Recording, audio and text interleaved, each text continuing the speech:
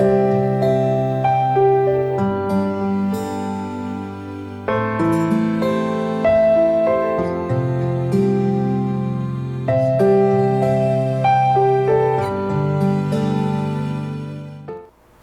nome do Pai, do Filho e do Espírito Santo.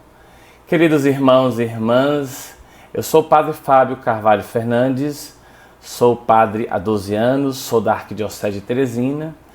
A minha missão atualmente é ser pároco da paróquia Nossa Senhora do Rosário no bairro Cabral e também reitor da reitoria de Nossa Senhora do Perpétuo Socorro na Assembleia Legislativa do Piauí. Estou muito honrado em ter sido convidado para participar desse primeiro congresso de espiritualidade promovido pela comunidade Ore. Assim sendo, já de início quero agradecer ao reverendíssimo Padre Raimundo Neto pelo convite e por toda a comunidade Ore com seus membros que está empenhada em realizar esse momento tão bonito que é esse congresso tocando no tema espiritualidade. E minha alegria é perceber que dentro do horizonte da espiritualidade, Padre Neto e os membros da comunidade Ore tiveram essa feliz iniciativa de colocar dentro de tantas temáticas justamente o Concílio Vaticano II, que é com certeza para a Igreja em todo o mundo, mas sobretudo no século XX, o grande acontecimento. O Concílio Vaticano II foi, com certeza, a primavera da Igreja, onde se estabeleceu com muita convicção o ide e o anunciai. Aquilo que Nosso Senhor preconizou nos Evangelhos, aquilo que Ele ordenou, sobretudo no final do Evangelho de Mateus, ide e anunciai a todos os povos que eu sou o Senhor, que eu sou o Salvador. Pois bem, o Concílio Vaticano II ele está numa esteira de concílios. Ele não foi o primeiro, certamente não será o último. O concílio é a instância maior na qual a Igreja estabelece um ensinamento. É a instância na qual o Santo Padre, o Papa, com os bispos, representantes dos bispos do mundo inteiro se reúnem e, em determinado momento, a partir de um determinado tema ou perspectiva, oram, meditam, discernem e com certeza nos dão um ensinamento acerca daquilo que propõe o Senhor para a sua igreja, para os fiéis, para o povo de Deus. É nesse sentido que sim, o Concílio Vaticano II se tornou uma primavera da igreja, pois o tempo da primavera, a estação da primavera, é aquela realidade que sai do inverno rigoroso e fechado e lança novos ares, para que dessa forma a vida seja vivida em abundância, com alegria e expectativa. Os concílios, eles são ao todo 21 concílios gerais da Igreja, embora também se estabeleça o primeiro, chamado primeiro concílio, o Concílio de Jerusalém, que está presente nos Atos dos Apóstolos, no capítulo 15, versículos 4 seguinte, quando Paulo e Barnabé, indo a Jerusalém, se encontram com Pedro e os demais apóstolos para tratar de algumas questões, a chamada questão judaicizante, se era necessário que os novos cristãos, ou seja, os pagãos convertidos à fé cristã, se era necessário que eles e elas, que sendo pagãos e não judeus, se eles eram necessários também cumprir a lei mosaica. Então a questão judaizante é justamente essa. Nós estamos rompendo com a lei de Moisés, estabelecendo a lei de Cristo, a boa nova, a boa notícia do Novo Testamento, e então reunidos decidiram que não, que aqueles e aquelas que posteriormente se converteriam a partir de todo o processo missionário, a eles não era necessário cumprir como os judeus cumpriam e cumprem até hoje a lei de Moisés. O bonito é que na figura de Pedro se estabelece a fórmula que vai ser a fórmula que vai conduzir todos os concílios, quando diz, nós e o Espírito definimos isto. E no Concílio de Jerusalém define-se que se abstenha de práticas aos ídolos e, sobretudo, que bonito, que as pessoas, os novos cristãos, os apóstolos, não se esquecessem dos mais pobres. Ora, queridos irmãos e irmãs, é nessa perspectiva que nós vamos entendendo que os concílios, ao longo dos 2000 anos da Igreja, vão se tornando momentos oportunos para revisar a história e, sobretudo, louvar no presente e nos preparar para o futuro. Ao longo dos 21 concílios gerais da Igreja, nós podemos dividir os concílios em 4 grandes momentos. Os chamados concílios do primeiro milênio, que são Niceia I, Constantinopla I, Éfeso e outros mais. Esses concílios estão acontecendo justamente no início, quando a Igreja começa a ganhar fôlego após 3 séculos de perseguição e muito sangue. Lembremos que a Igreja, quando ela começa a se expandir, ela é totalmente perseguida e ela vive nas catacumbas. Nas catacumbas e em meio ao sangue dos mártires vão nascendo novos e novos cristãos. Até que chega um momento em que o imperador romano, aquele que estabelecia toda a lei e toda a ordem social de então, reconhece a fé cristã como sendo algo de importância para todo o império. E aí a Igreja sai das catacumbas e vem à luz do dia e começa então, mais do que nunca, a pregar, a anunciar a palavra do Senhor. Depois temos os chamados concílios medievais, nascidos ali com o concílio de Latrão no ano de 1123. Ali há uma série de concílios.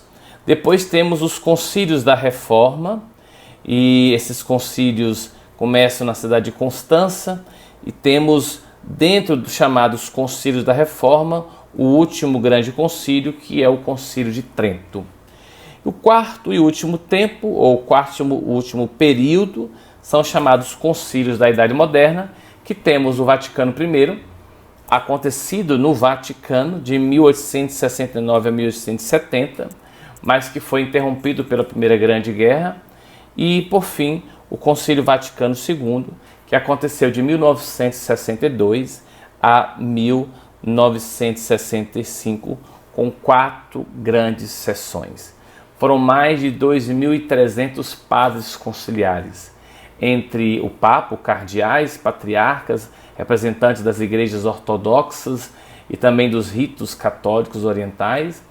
Tivemos presença de bispos, padres, peritos, leigos e leigas, religiosos e religiosas.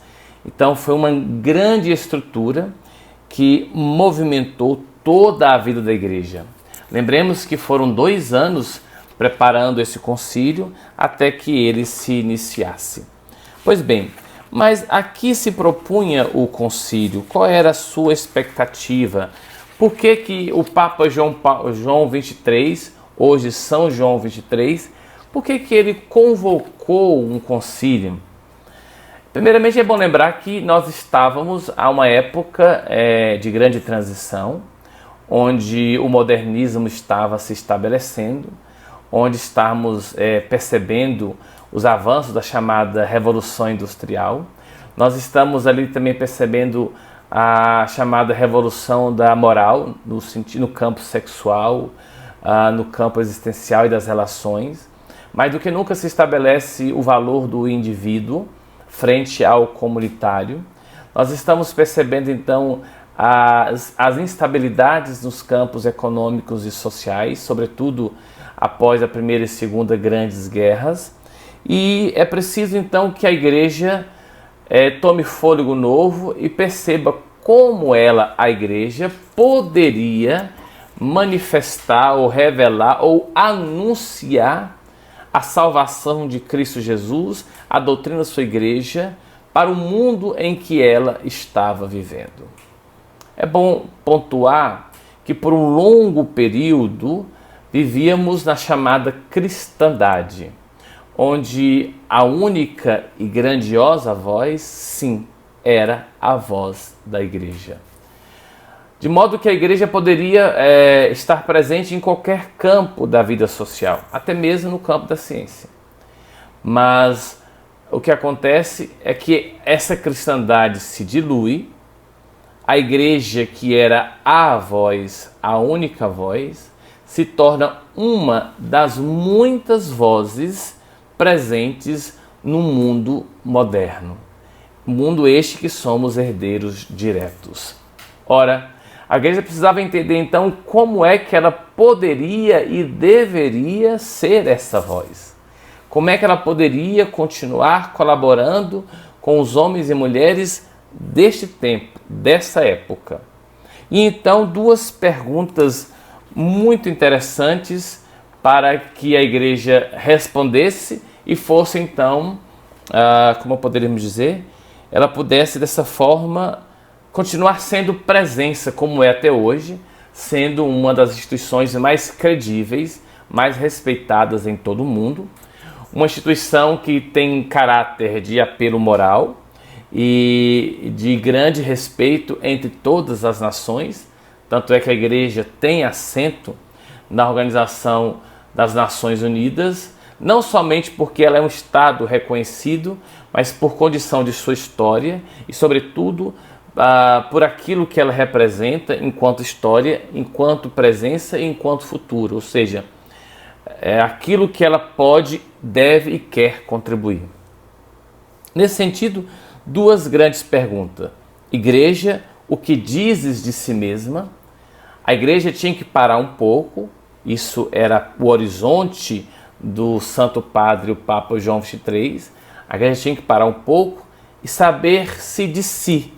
O que é a igreja? Quem é a igreja? Esta compreensão vai ser muito bem trabalhada no documento conciliar chamado Lumen Gentium. A igreja que se torna luz dos povos, ou seja, a igreja que traz consigo Cristo, que é a luz dos povos por meio da igreja, que será entendida agora não como uma estrutura social perfeita, mas como uma sociedade perfeita, ou seja, por que a igreja é uma sociedade perfeita? Porque nela, na igreja, tem todos os elementos necessários para a salvação de cada homem e de cada mulher. Só que ela não é socialmente a sociedade. Ela faz parte da mesma e quer colaborar com uma sociedade cada vez melhor. Mas mesmo assim, essa igreja que é uma sociedade perfeita por trazer consigo os elementos todos para a salvação do homem, para a inteireza de cada homem e de cada mulher, a igreja vai ser entendida também não naquela forma piramidal, mas como um mistério de comunhão, onde todos no âmbito esférico estaríamos reunidos e congregados, sendo o centro o seu Senhor, Cristo Jesus.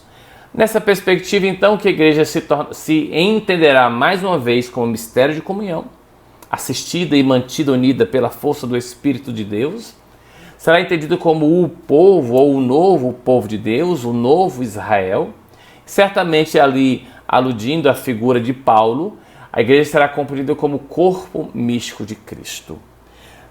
Então, nesse documento Lumen Gentium, que vai tratar sobre a igreja, vai dizer justamente isso: sendo Cristo a luz dos povos, esse Cristo vai fazer com que a sua mensagem resplandeça na face da igreja. Ora, então, igreja, o que dizes de si mesma? O que é a igreja?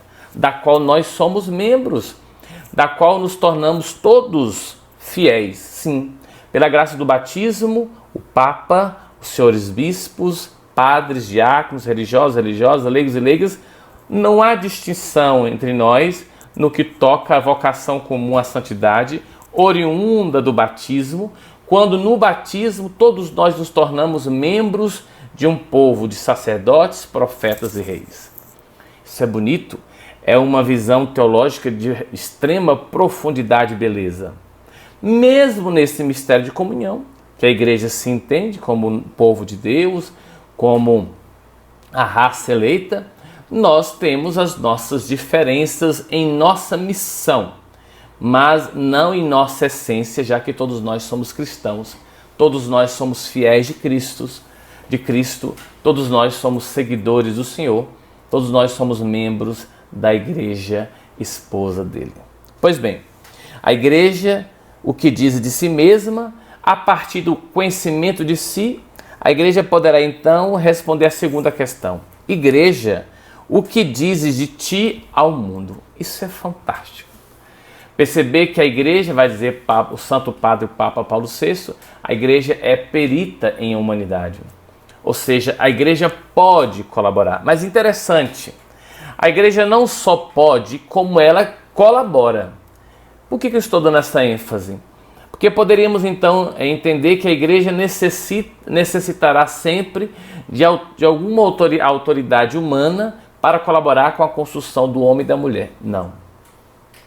A igreja, por força do seu fundador, por assistência do Espírito de Jesus, a igreja colabora, mesmo em regimes que não a queiram, ela colabora com a construção de cada homem e de cada mulher. Nesse sentido, então, que a igreja vai olhar de si para o mundo e dizer ao mundo, olha, eu posso e quero colaborar com todos nessa seguinte perspectiva. Desse jeito, nós vimos a Lumen Gentium como sendo um olhar para a vida interior da igreja, a sua identidade. É o movimento ad intra, para dentro. E há também agora na chamada Gaudium et Spes, as alegrias e esperanças do mundo, nós vemos ali a igreja falando de si para o mundo, no movimento ad extra. Interessante, queridos irmãos e irmãs, que nessa perspectiva nós vamos observando então que a igreja, ela entende que o momento é este. O Concílio Vaticano II certamente será um momento de grande meditação, de grande reflexão, de grande vivência da vontade do Senhor. Nesse documento chamado Compêndio do Concílio Vaticano II, nós temos aqui as constituições, decretos e declarações. São os documentos que foram produzidos ao longo das 4 sessões, dos anos 62 a 65. O concílio, ele então pretende ser, ele terá quatro perspectivas ou quatro pretensões, né? 4 condições necessárias para uma apresentação pastoral da doutrina aos homens de hoje. É muito importante lembrar, o Concílio Vaticano II, ele faz uma renovação na continuidade. Isso é muito claro, isso deve estar muito claro, para que nós não entremos em ondas ultraconservadoras ou em ondas muito combativas, de grande combate ou em ondas de grande críticas. O Concílio Vaticano II não rompeu contradições. Ou melhor dizendo, o Concílio Vaticano II não rompeu a doutrina, não mudou a doutrina, não maculou a doutrina. São Paulo diz na carta sua a Timóteo que a missão ou carisma apostólico é justamente defender o depósito da fé. Mas a igreja fez o quê? Ela reviu a linguagem, tentando ser uma linguagem mais compreensível aos homens de então, homens e mulheres de então, para que com essa nova linguagem, essa linguagem mais acessível, essa doutrina de há séculos, que não foi mudada, pudesse ser melhor compreendida e certamente aceita.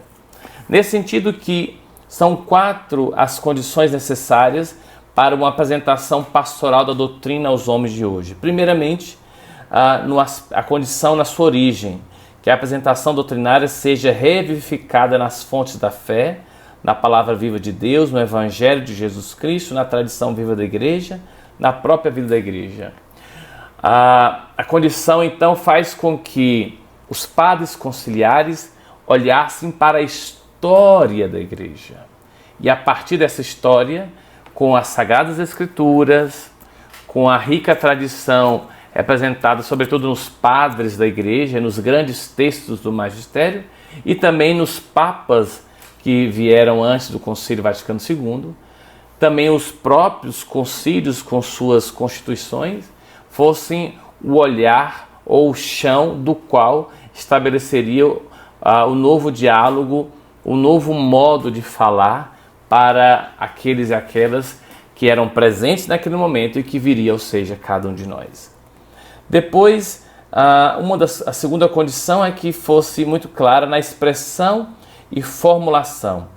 Isso exclui ou obriga a corrigir enunciados demasiadamente abstratos, excessivamente nacionais, termos muito livrescos ou puramente jurídicos. Os padres conciliares queriam que a fala, o anúncio do Cristo fosse fácil, de fácil compreensão. Então isso exigiria muito dos padres conciliares, porque seria muito fácil apenas repetir fórmulas de concílios anteriores ou de manuais. Mas o espírito daquele momento exigia que os padres conciliares anunciassem a mesma e atual doutrina que veio do Cristo, dos apóstolos e chegou até nós hoje, que essa mesma e atual doutrina fosse anunciada numa linguagem compreensível, acessível, para que chegasse ao profundo de cada homem e de cada mulher. Certamente, isso não foi tarefa fácil. Depois, na extensão, deve a doutrina estender-se aos problemas reais e que são a preocupação constante, não raro angustiante dos homens de hoje e não de pessoas do tempo passado. Para cada tempo, seus problemas, suas dificuldades. Obviamente que a tradição e a história nos ajudam a compreender muitas coisas do hoje, mas é preciso entender que há problemas que são próprios da realidade humana desse tempo, do agora. E, por fim, a finalidade, que a apresentação doutrinária seja de fato missionária, dominada pelo cuidado apostólico de evangelização do mundo, pela vontade determinada de atingir os homens, todos os homens, onde quer que estejam, de lhes esclarecer as inteligências, de lhes tocar os corações, de lhes atrair as vontades livres, para os conduzir à salvação em Jesus Cristo, na Igreja, seu corpo místico. O cristianismo não é só a revelação das verdades, é também a comunicação da vida, da própria vida de Jesus Cristo. A doutrina não é um conjunto de verdades abstratas. E aqui nós vemos as figuras do Papa João Paulo II, Bento XVI e agora o Santo Padre, o Papa Francisco. O cristianismo é um encontro pessoal com Jesus. O cristianismo não é um catálogo de leis e de normas a serem seguidas. Elas existem, são necessárias, ok. Mas tudo isso para que o homem e cada mulher se encontrem com o Senhor e percebam que Jesus quer ser nosso amigo. Isso é espiritualidade. O concílio quis ser ecumênico também nessa perspectiva de dialogar com os demais ritos da igreja e depois dialogar com as chamadas igrejas ortodoxas que romperam relações com o sucessor de Pedro em Roma, desde o ano de 1054, a Igreja de Jerusalém, o Patriarcado de Jerusalém, o Patriarcado de Moscou e mais uns 3, são as chamadas igrejas ortodoxas, que têm os mesmos elementos da fé que nós, exceto o primado de Pedro. Por isso, então, que são igrejas acéfalas, ou seja, elas não possuem o elemento de unificação que é o primado de Pedro, a sucessão petrina. Elas possuem a sucessão apostólica, possuem os sacramentos, a palavra de Deus, mas não estão em comunhão, são cismáticas com relação à figura de Pedro. Mas é bom ter muita cautela quando falarmos isto, para não aumentarmos e não fazermos com que as feridas de outrora se tornem cada vez mais vivas. Não. O concílio quis descobrir meios pelos quais essas feridas possam ser sanadas e haja uma reaproximação até, quem sabe, uma unidade plena como quer nosso Senhor. E também diálogo com as demais confissões cristãs oriundas da Reforma Protestante do ano de 1500, com a figura que começou com a figura do Martinho Lutero. Muito bem. O Concílio Vaticano II, ele decide falar sobre em três estilos de documento. São as constituições, entre elas as constituições dogmáticas, pastorais e simplesmente constituições, os decretos e as declarações.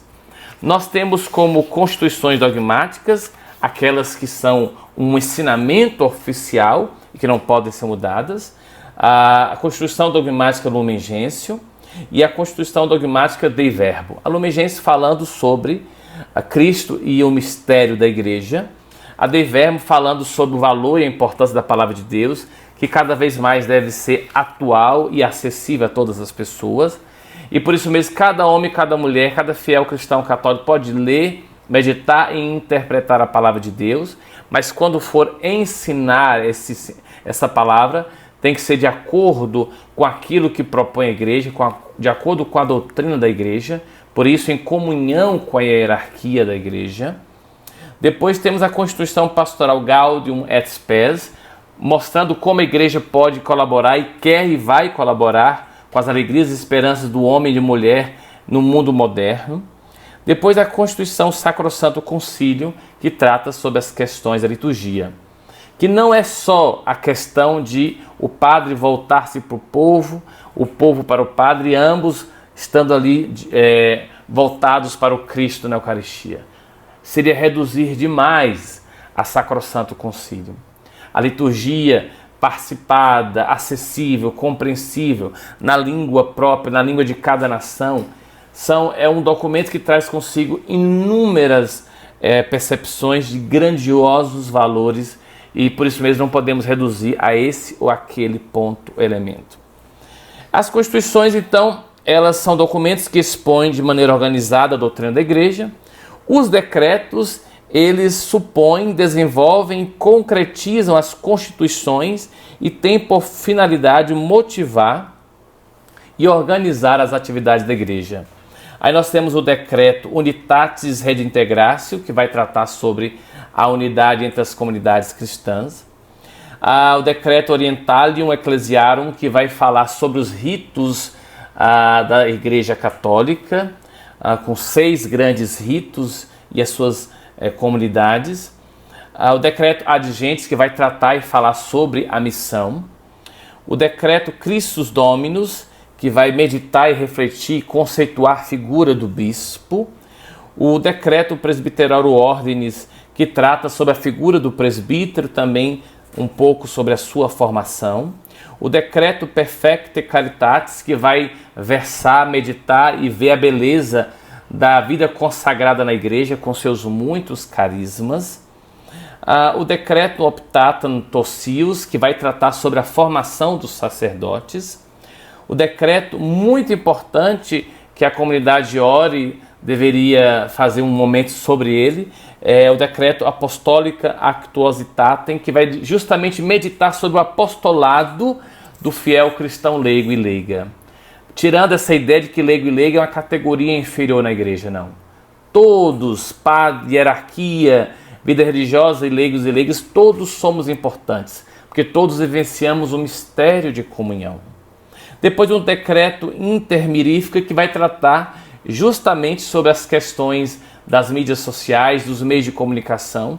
Hoje, esse primeiro congresso de espiritualidade está totalmente online, é justamente fruto da meditação da Igreja e do acolhimento da Igreja dessas realidades novas que foram chegando. À época era a TV de tubo preto e branco que era a grande novidade, além do rádio. Hoje são tantas as plataformas, são tantos os portais, os streams, tantas realidades que a Igreja precisa conhecer e não só conhecer, se fazer presente nela e, de modo coerente, de modo correto, anunciar a rica doutrina da Igreja, doutrina essa que nunca se mudou, mas sua linguagem, para externá-la, sim, foi necessário mudar. Depois tivemos ali 3 últimos documentos, que é a Declaração Gravissimus Educationis, sobre o mundo da educação, a Declaração Dignitatis Humanae, que vai justamente falar que para a Igreja a vida ela é valiosa, em todos os estágios, desde a vida uterina até a morte natural. A vida é valiosa por ela mesma e porque ela é querida por Deus, por isso então ela é sagrada. E então a declaração Nostra Aetate, falando justamente sobre as realidades em que estamos vivenciando. Pois bem, queridos irmãos e irmãs, o concílio então produziu abundantes frutos para a igreja, e aqui já estou concluindo. Um novo impulso à igreja para fazer um processo dinâmico de renovação em continuidade com a tradição, sem atentar contra o depósito da fé que a igreja tem mantido desde a sua origem. Muito importante. Não alimentemos as críticas e ideias de que a igreja constituiu uma ruptura. Não. Esse não foi o querer da igreja. Esse não é o querer da igreja. Tanto é que no documento o Santo Padre, o Papa Paulo VI, diz: não haja entre vós contendas, invejas, animosidades, rivalidades, maledicências, insinuações, manifestações de orgulho, desordens. Tirando lá da segunda carta aos Coríntios, capítulo 12, versículo 20.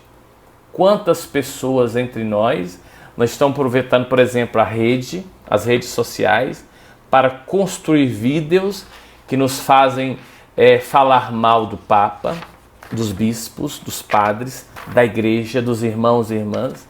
Quantos vídeos que nós estamos acolhendo em nosso coração, que está provocando em nós uma divisão, um distanciamento, uma frieza do corpo místico do Senhor.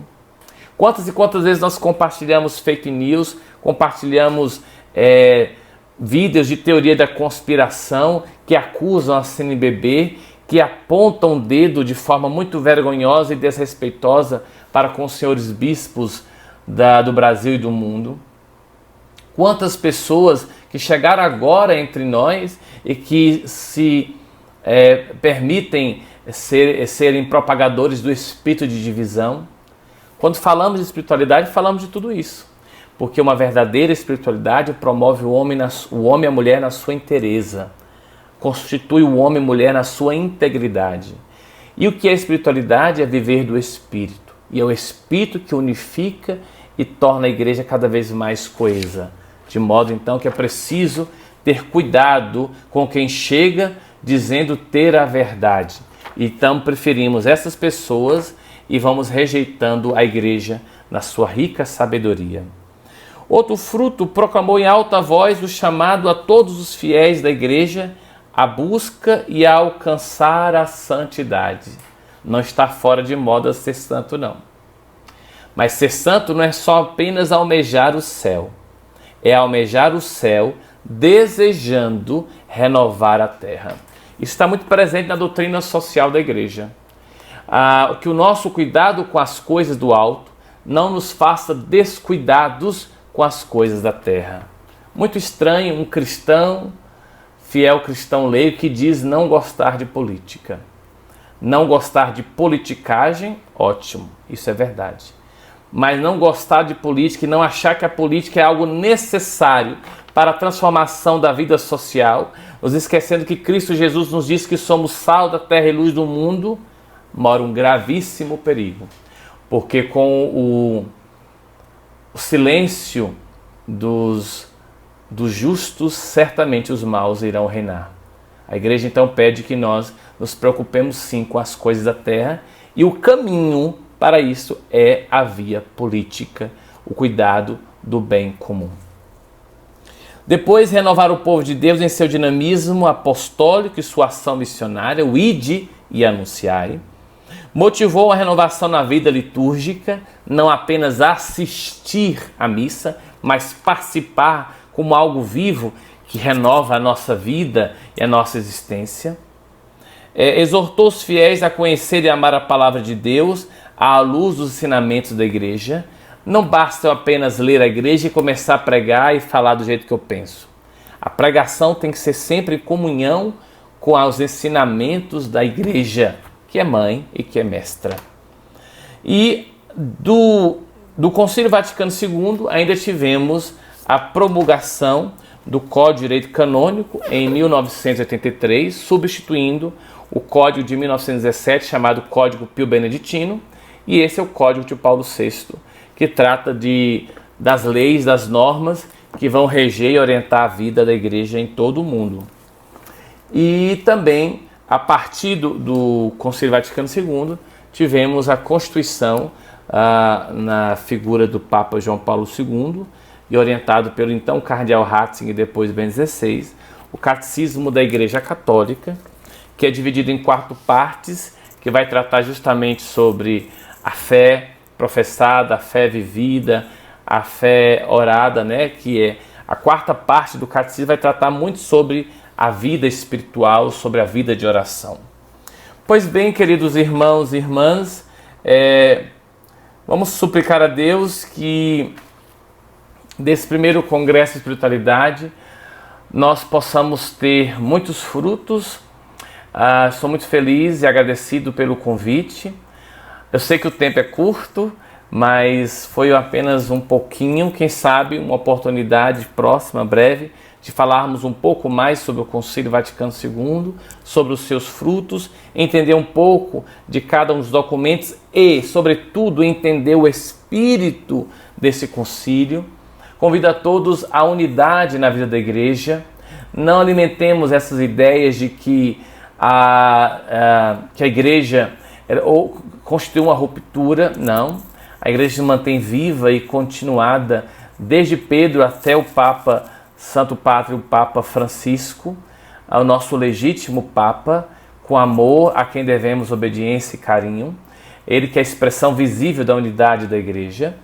E quero então mais uma vez agradecer a você que se inscreveu e quero finalizar fazendo aquela oração do Santo Padre Pio de Pietrelcina. Muito obrigado e então rezo essa oração pedindo bênçãos para cada um de nós, bênçãos para esse primeiro congresso eucarístico, ou melhor, primeiro congresso de espiritualidade promovido pela comunidade Ore. Fica comigo, Senhor, pois preciso da Tua presença para não te esquecer. Sabes quão facilmente posso te abandonar. Fica comigo, Senhor, porque sou fraco e preciso da Tua força para não cair. Fica comigo, Senhor, porque és minha vida e sem Ti perco o fervor. Fica comigo, Senhor, porque és minha luz e sem Ti reina a escuridão. Fica comigo, Senhor, para me mostrar Tua vontade. Fica comigo, Senhor, para que ouça Tua voz e Te siga. Fica comigo, Senhor, pois desejo amar-Te e permanecer sempre em Tua companhia. Fica comigo, Senhor, se queres que Te seja fiel. Fica comigo, Senhor, porque por mais pobre que seja a minha alma, quero que se transforme num lugar de consolação para Ti, um ninho de amor. Fica comigo, Jesus, pois se faz tarde e o dia chega ao fim.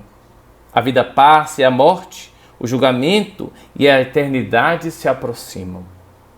Preciso de Ti para renovar minhas energias e não parar no caminho. Está ficando tarde, a morte avança e eu tenho medo da escuridão, das tentações, da falta de fé, da cruz, das tristezas. Ó, quanto preciso de Ti, meu Jesus, nesta noite de exílio. Fica comigo nesta noite, Jesus, pois ao longo da vida, com todos os seus perigos, eu preciso de Ti. Faze, Senhor, que Te reconheça como Te reconheceram Teus discípulos ao partir do pão, a fim de que a comunhão eucarística seja a luz a dissipar a escuridão, a força a me sustentar, a única alegria do meu coração. Fica comigo, Senhor, porque na hora da morte quero estar unido a Ti, se não pela comunhão, ao menos pela graça e pelo amor. Fica comigo, Jesus. Não peço consolações divinas porque não as mereço, mas apenas o presente da Tua presença. Isso sim Te suplico. Fica comigo, Senhor, pois é só a Ti que procuro, Teu amor, Tua graça, Tua vontade, Teu coração, Teu Espírito, porque Te amo. E a única recompensa que Te peço é poder amar-Te sempre mais. como este amor resoluto, desejo amar-te de todo o coração, enquanto estiver na terra, para continuar a te amar perfeitamente por toda a eternidade. Amém. Estou com esse ícone que eu ganhei da comunidade Shalom e também usado nos jovens adoradores do Reino já. Maria, os apóstolos recebendo o Espírito Santo. Essa é a imagem de um concílio. A igreja reunida no Espírito de Deus. Certamente, o que guiou o Concílio Vaticano II, que tem guiado a igreja e continuará a guiar a igreja, é o Espírito Santo de Deus. Não tenhamos dúvida. Santo Inácio de Loyola dizia: é preferível errar com a igreja a acertar fora dela. Temos cuidado com as modas e com as novas apresentações. Queremos sempre ser igreja e ficar com a igreja. Como disse Santa Teresa de Ávila, somos filhos da igreja. Por intercessão de Nossa Senhora, desça sobre você, sua vida e sua família. Sobre esse primeiro congresso de espiritualidade, sobre a comunidade Ore, sobre todos os inscritos desse primeiro congresso, a bênção do Deus Pai Todo-Poderoso, Pai, Filho e Espírito Santo. Amém. Grande abraço, muito obrigado. Continuemos juntos, pois a igreja é o mistério de comunhão, o corpo místico do Senhor.